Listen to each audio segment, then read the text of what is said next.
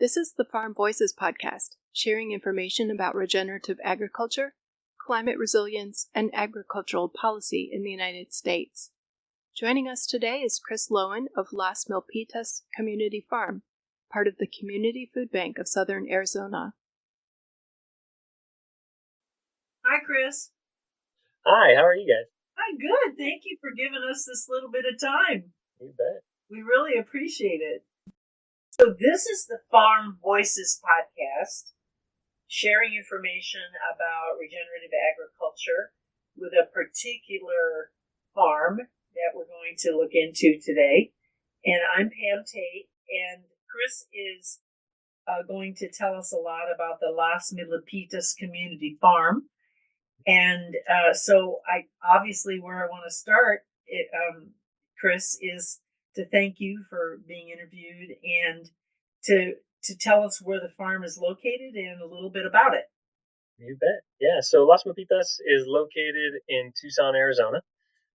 We are a 6-acre farm. It's a community farm, and we are part of the Community Food Bank. Slightly different probably than some of the other farms around, but we still face a lot of the same challenges. So we have community garden plots that people adopt and grow food for themselves. We do lots of gardening education. We have larger scale production also for folks who are growing for the markets, and we do gardening education and growing education for all those folks.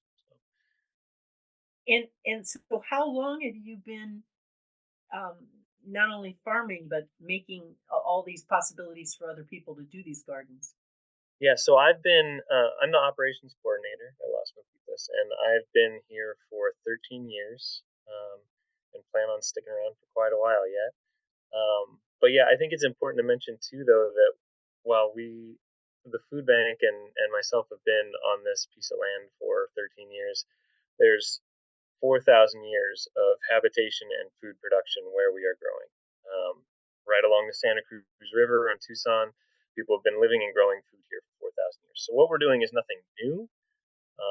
And I think one of the important things that we try and keep in mind is that one of the important pieces for us is listening to the land and listening to the people who have been here before us, because there's a lot of knowledge, both just in the land and listening to it, and also the people who have been here. So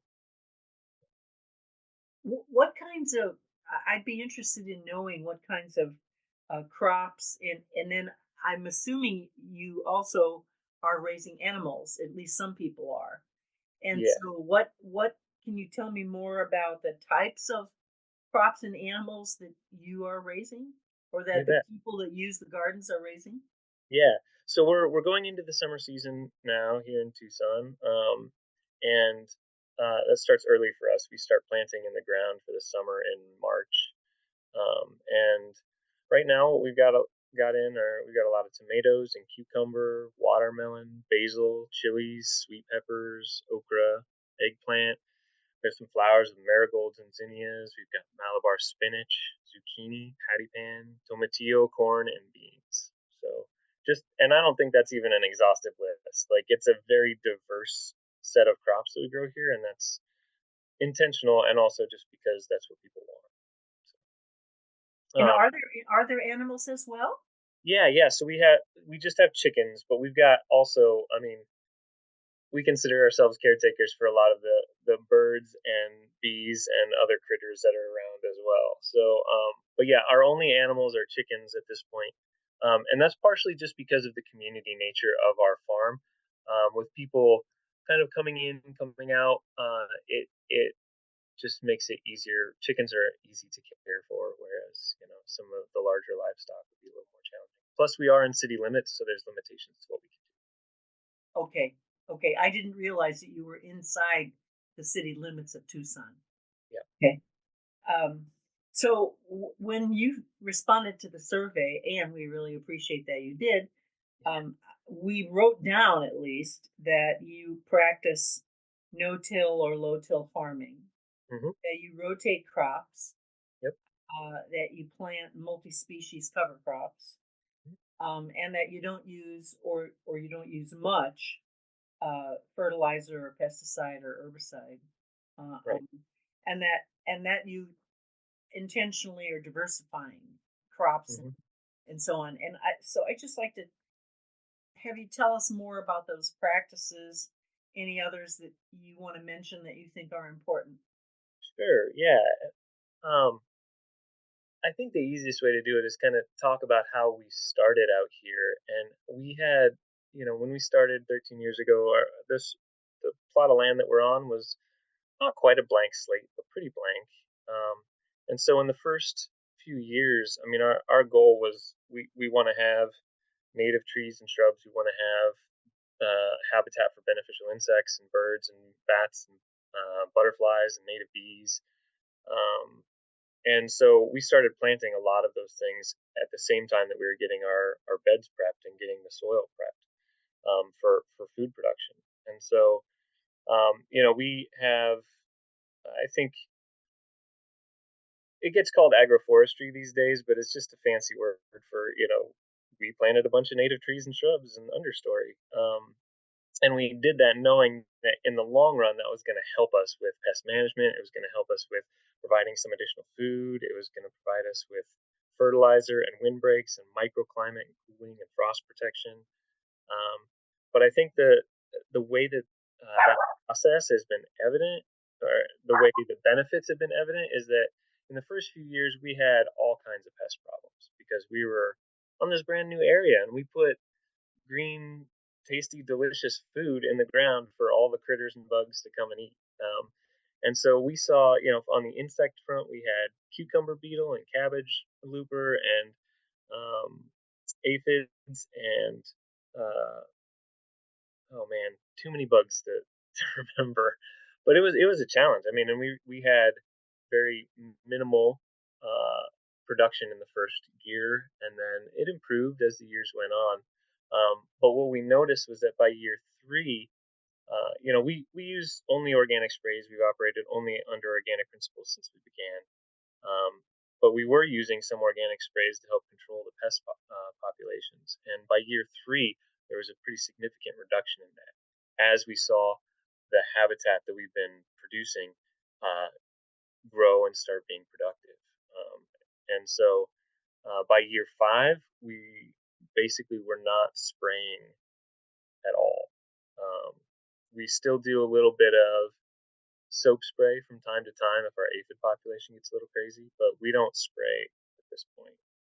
And that's all just because the system balanced itself. We have the beneficial insects and critters that help control the negative pest population as well. And so, um, yeah, I will say in that first, like those first few years, if I were a for-profit farmer, that would have been a challenge financially, like waiting for that system to balance out. I think that transition time would have been harder. Um, but for us, we had some patient gardeners and other people with us, and so we were able to actually just wait and watch our production increase as that system balanced out. It's exciting to me to hear that because so many farmers are worried that if they stop using the chemical inputs that they won't be able to manage it. And so it's great to hear that it just takes a little time and then the diversification starts to kick in. Yeah, yeah, and so I mean, we see ladybugs and lacewings, and we've got beneficial birds, flycatchers, and things that are out there taking care of our pest problems for us, and bats at night, which we don't see a whole lot of, but they're out there. So yeah. Okay. Um, Yeah. that was just like the agroforestry system. It's a little bit all encompassing, but I feel like you know just looking at how we manage soils as well. We use lots of cover crops, multi-species cover crops. So I think our summer cover crop has 4 species in it. Our winter cover crop has closer to 7. Anytime that soil is going to be left open or uncovered, we plant cover crop in it, just to maintain that healthy soil microbiome, and yeah, maintain moisture, keep nutrient cycling happening. We also do a lot of mulches for our soils, straw mulches. It's hot out here, so that helps maintain our moisture in our soil. We add compost. We make all of our compost here on site. And yeah, anytime we till, we add compost. so that we're putting that organic matter and those nutrient sources back in, even as we're mixing up the soil. And we are low tills, so in some places we don't till at all. In other places, it's a maximum of twice a year that we do tillage. So, and that's usually at the beginning of each season. We have a hot season and a slightly less hot season here. So, Yeah, I know. I do know Tucson in that way. yeah, Um, yeah. do you actually measure the soil organic matter? We The did soil samples content? early. We did soil samples early on. We haven't been measuring since then because our plants have been doing fine. And so, initially, like we were seeing some nutrient deficiencies, and we were, um, yeah, just some imbalances. And as we added more compost to our soils, just as a frame of reference, Tucson soils are notoriously low in organic matter. It's just part of living in the desert. Our native soils have like a half to a quarter% organic matter. Okay. Um, and I think we're in a good spot. We're right by the river, so we're old floodplain, and so we had like a 0.5% organic matter in our native soil, what we were starting with.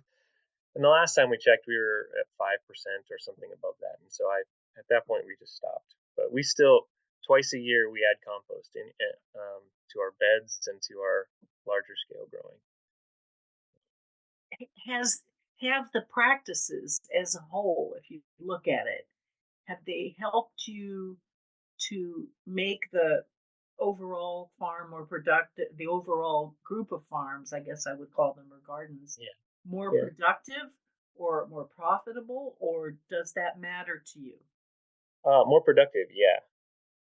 Profitable is not necessarily how we're looking at it, because the majority of our folks who are out here are low income folks, people who are eligible for food bank services. And so, what we're interested in seeing is, are they learning the skills they need to be able to produce food well here in the desert? And are they taking food home? Are they offsetting some of that strain on their family by being able to take some food home, but also then having these skills that they can take with them wherever they go? So, we're not necessarily measuring uh, production or profit in the same way, but those things are still important to us. And I am seeing, like when we first started, again, like we were struggling with our production.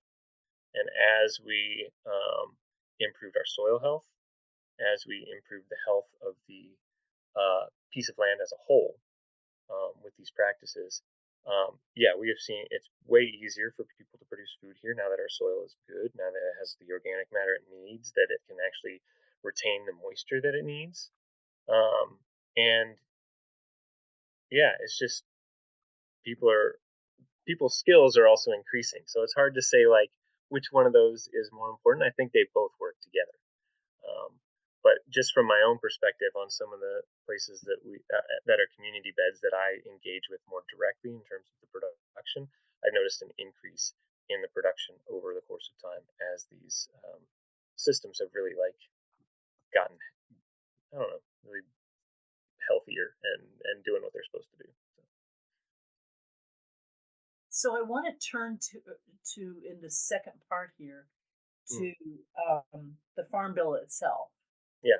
and whether, first of all, whether you have made any use of the conservation title or any other of the titles of the farm bill in your work, and if so, have you been able to get funding or get the support that you need?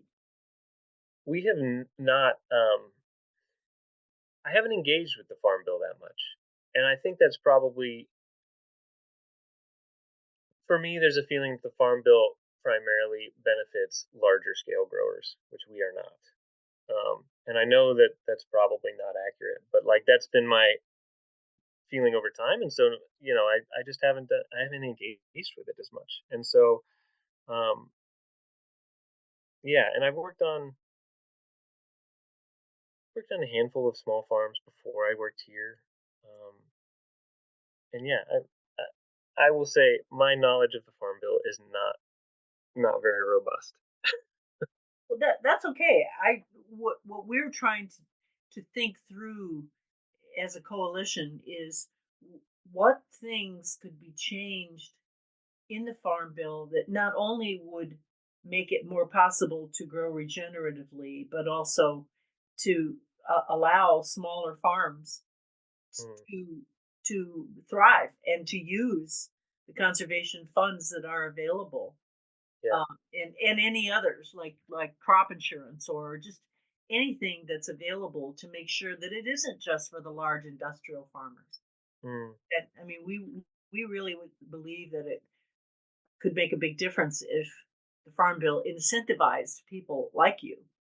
Yeah, no, and that's one thing that I was thinking. I mentioned it a little bit earlier that, that transition time financially would be rough for someone who isn't yet able to see the benefits of implementing these systems, whether that's financially or in production, which those all relate to each other anyway. But um, yeah, I think being able to like have support in that transition time financially or whatever to cover those the losses that you take as you transition from a system where you have a very imbalanced system. And so as soon as you take away your chemical safeguards of that, you're going to see a decline in production.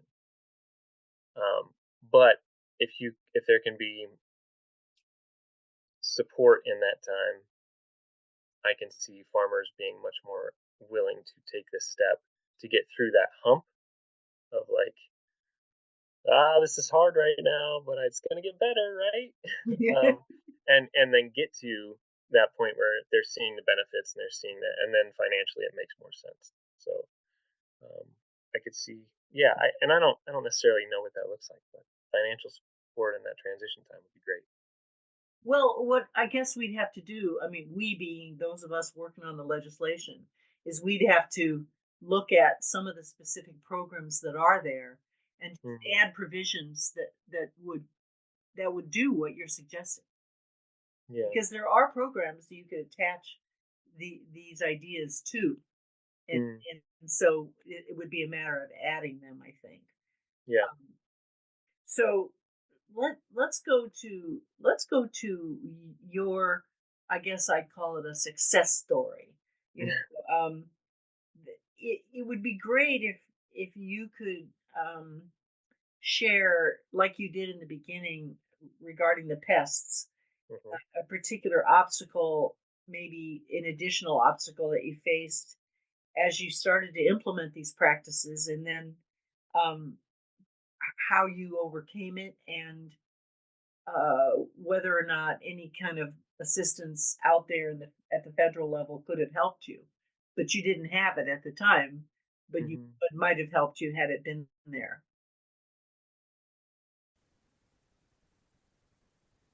When we first started, our soils were deficient in organic matter. We needed to make organic matter, so we needed to like get that into the soil in order for the soil to be more productive and then get the nutrient cycling really going.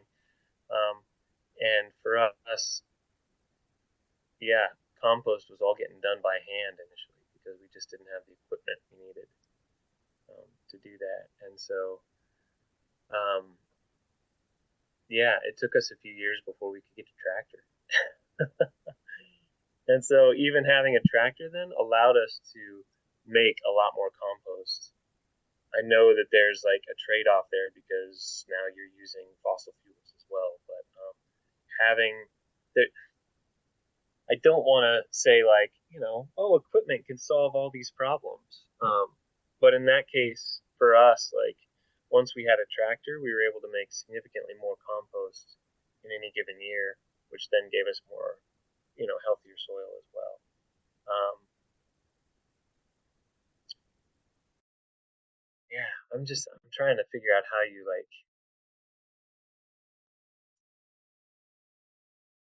you balance making that transition and making profit. And I didn't have to figure it out.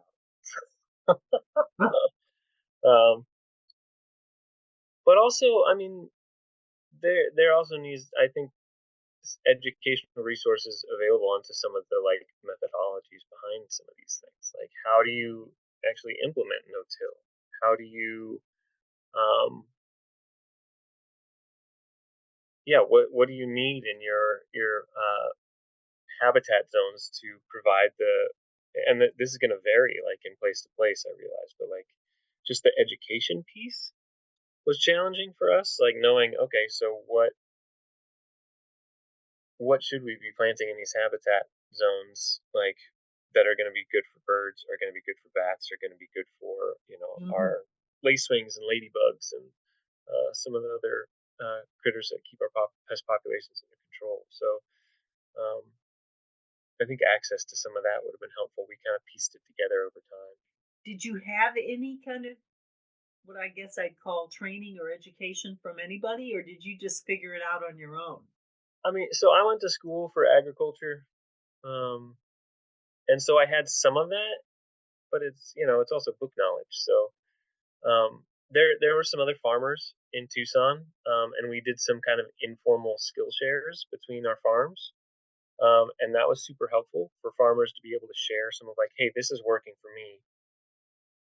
Maybe you could try this, or and between us, I felt like we all had a full brain, um, but yeah, each of us trying individually was a challenge. So um, and I know some states have, like Pennsylvania's got Pennsylvania Association for Sustainable Ag, and they do lots of like cross farm education, which I think is really good. But um, yeah, I'd love to see some more of those kinds of networks in other places in the country, in particular here in the Southwest, where we have such a unique climate that is different from everywhere else in the country. So. Yeah, because a lot of people think that you can't grow things in the desert. Right. Yeah. No, and the great thing is we can grow stuff year round. It really is about choosing the right varieties and uh, paying attention to nature and the cycles and what other plants are doing and learning from that as well. So yeah, but yeah, we can grow year round, and everyone else has it freezing in the winter, and that's one of our most productive times. So Have you ever, well, let me just say, if you were to just look across this time and see where you are today, what do you think has made you successful? yeah, I would say it's two things. One um, is listening to the land. It sounds all foofy and whatever, but like just observation, paying attention to the natural processes that are happening all around us. That's been one thing. The other thing has been the community aspect for us, and this is unique to our farm. Maybe it's unique to our farm. I don't know, but we have lots of people who are here on site. We have 75 garden beds, smaller scale garden beds, and we have um, 9 large scale plots down on the southern end of the farm. And so we have somewhere between, a couple hundred people that are involved in this space, all of whom have lots of knowledge, and all of whom want to help build a beautiful place. I think that was, and so that community aspect, bringing community voices in, listening to them, and valuing their knowledge of this place. So yeah, yeah, and if you listen to those things and just keep going, it sometimes it seems wrong. Sometimes it seems like, wait, but this isn't what capitalism is telling me I should do. Um, but it can pay off in the end, because the using some of these natural systems that are free um, can pay off and can make it profitable. Really, that's really helpful. One thing I do want to ask, though, which wasn't a part of what I was originally going to ask, is, Yeah, I ran a nonprofit organization myself, and you still have to make money. yeah, You yeah, get, sure. you get so whether or not you're able to achieve enough productivity to make some money to use in the ways you need to use them to improve what you're doing and so on, that you still have to figure out a way to make some profit even if you don't think of it as profit. Absolutely. And so you have been successful in doing that. Hmm. Yeah. Do you see that growing, the profitability itself for the nonprofit enterprise growing? Yeah, I mean, I think that we have hit kind of a nice, stable. I've seen growth over, the last 10 years. I would say that we've kind of hit a stride that feels pretty stable to me in terms of finding, those things that do help us um, continue to bring in the money we need for the nonprofit Mm-hmm. um, and for our operations, while still uh, trying to provide for provide the things that our community members and our low income folks need. Um, so and that's our tension as a nonprofit too, right? Is not losing sight of mission, but also being financially viable. And I think that we've hit a nice sweet spot with that right now, where we can do both.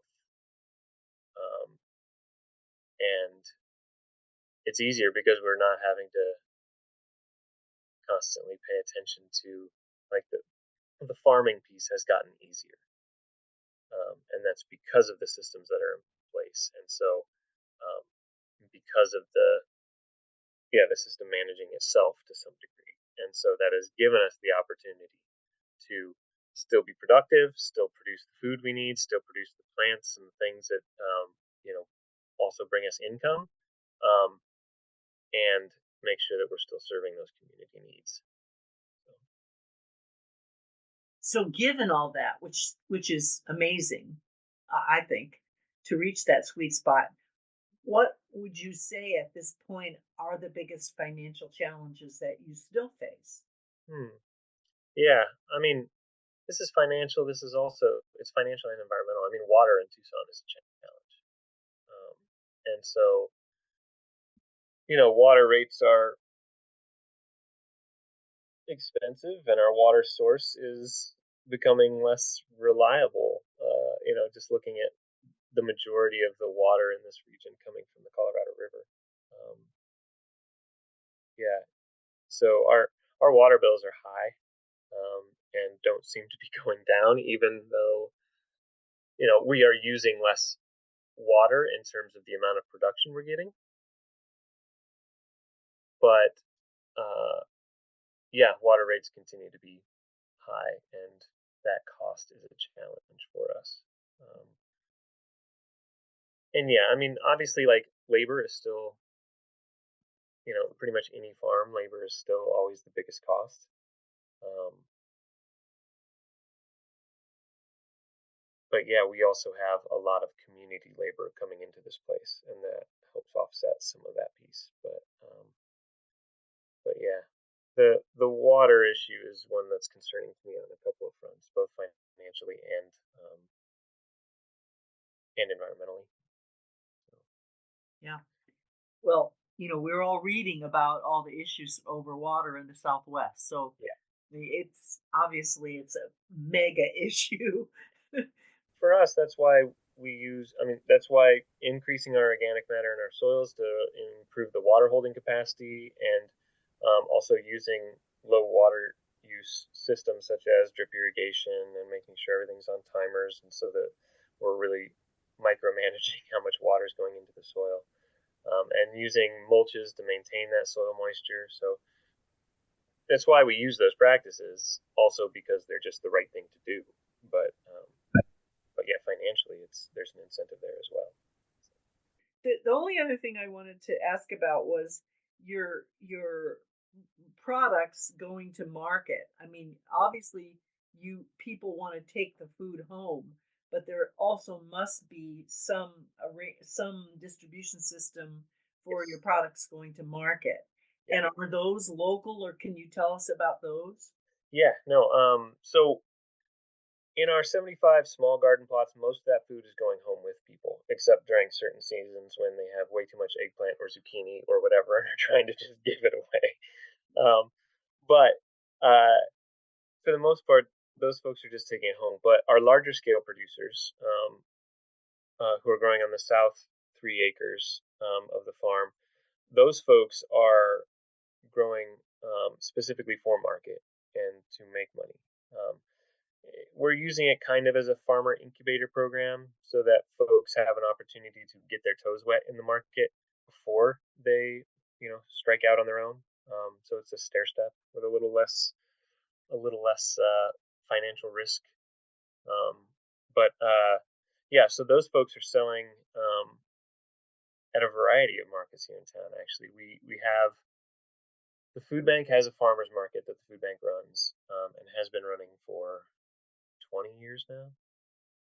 And that market's really well attended. That market also accepts SNAP benefits and WIC vouchers. And they have a double up SNAP benefit where people can come and use their SNAP benefits and get twice as much, essentially. So that's a really great option, and a lot of our growers sell there. But in addition to that, because having a diversity of markets is very important to having some financial stability for these folks. We have the Tucson CSA, which is a cooperative CSA. So a bunch of different farmers pitch in produce to that, and it goes to CSA shares. So that's a fairly steady source of income for folks. We're also working a lot with a lot of our growers who are growing on the larger scale. Our market growers are folks that we got connected with through the IRC, International Rescue Committee. So they do refugee resettlement. So we have folks from Burundi, Liberia, Mexico, Jamaica, all growing for market, and all of whom had growing experience before this. And so some of those folks, especially like our Burundi and Liberian folks, are growing crops that are from where they're from. So it's culturally relevant food, and also a niche that's not being fulfilled by a lot of the farmers markets here. And so some of those folks are selling directly to families. We've had people come down from Phoenix to get some of this stuff. And some of them are selling to, there's an African market here in town, and so some of them are selling to that. So they have really, like, those folks hustle. Like, they word of mouth get their produce sold to families who want it and need it. And that's been really fun to watch. So there's a co-op in town as well, and they take any local produce that's certified naturally grown. And so yeah, there's a number of options, but we have really encouraged our growers to find their niches, because if you're just selling the same chard and kale and whatever that everyone else is, it's hard to compete. But if you find your niche, and some of these culturally relevant foods have really seemed to be the niche for our folks. So. Okay. So what I'm going to say about the Farm Bill is that you have not engaged with it. However, if we could make some important changes to it that would benefit farmers like you, it sounds like it's that upfront transition funding that we need to focus on. And I want to because I want to make sure that among the many interesting things that you've said, that we give that message to your legislators. Yes, I would agree with that. I mean, I think that yeah, I have not engaged with it. I know a lot of other small farmers also have not, and in particular because it feels like it's not written for us. And so if we can put some of those things in there that make it financially incentivize small growers to switch to regenerative agriculture, I think more people will begin doing it. Yeah. Okay. Yeah, and that is obviously what I want to see. Yeah. Happen. You know. Yeah, me too. I mean, I think there's plenty of growers out there that know that this way of producing feels better. But everything out there tells you that the way to make money farming is get bigger, get mechanized, and those things don't necessarily lend themselves to regenerative ag. Yeah. So. Yeah. It's unfortunate, but you're exactly right. That's exactly how the system is working right now. Yeah. However, there are hundreds of regenerative farmers across the country. Yeah. That we have identified. Yeah. And so we think, they could be influential. Yeah. And in your conversations with them, I mean, are they doing it for the financial pieces? Are they doing it for the, it's just right with their soul pieces? Well, Or is it the, a combo? it's a combo. I mean, some of them, but they all want to make a profit. They want Yeah. to be sure they're not going to lose money Right. doing this. Yeah. And so, everybody wants to make a shift. That we talk to who's made the shift believes that it's more profitable and more productive, but Hmm. they have a very hard time convincing their neighbors or others to wait through that transition that you're talking about, and they can't afford to wait. Yeah. Yep. It's a Yeah. big. The risk there. I mean, farmers s- skate by every year. It feels like, Yeah. and that and don't even have the ability to, have health insurance or all, and so yeah, I get that risk just feels too heavy for a lot of people. Hmm. Yeah. And so that is one of the reasons that we need government intervention and assistance. Yeah. I mean, it won't happen without it. We subsidize big ag Yep. in a big way. All the time. Yep. So why not subsidize this? Yeah. And also, I think, especially if we're talking about small farmers, the quantity of money we're talking about compared to the subsidies that go to, big corn and soybean, like You know, it's a drop in the bucket. it is. It is a drop in the bucket. That's why I haven't given up yet. That we can't. I mean, so hopefully we can get this something through. I don't know if we will, because Yeah. the forces of the agrochemical industry are very powerful. Yeah. Hey, Thank you. Pamela, just one other thing that I want to mention. We did they called it a triple bottom line analysis, which looks at both the economic, the social, and the environmental cost benefits of the work we're doing at this farm. Mhm. Um, and it showed that they considered things like heat reduction and mental health and just a much more broad idea of what natural green community spaces like our farm actually provide for the community beyond just the how much money goes in and how much food goes out. And they found that we are far more profitable if you look at all of those pieces than if you just look at the regular economic cost benefit. So And who did that? Who did that study? county, we worked with the county and the U of A. Yeah. That So is there. But I'm just curious. Is there anything published on what they found? yeah, we've got the report. I could send it to you. I think it's like 60 pages long or something, but it's yeah. Well, I'd love to have it. Okay. Do Yeah, you I'll send you the mind? electronic version of it. Okay, I really appreciate it. Yeah. I just want to thank you so much for your time, Yeah. and Thanks for talking, man, and thanks for trying to, find ways that yeah, small farmers can benefit from some of these programs too. okay, all right. Keep Right. up the good work. Thanks. Okay, Bye. bye bye. Bye. Thanks for joining us. Links to the interview guests, farms, and topics discussed can be found in the episode notes. The Farm Voices podcast is produced by the Regenerative Agriculture Coalition, a working group of climate reality project leaders and chapter members. Please subscribe to this podcast, leave a review, and share the episode with others. It helps us raise the visibility of this important information, and we greatly appreciate your support. Join us in the next episode for more on the 2024 Farm Bill and farms and ranches practicing regenerative and conservation agriculture methods.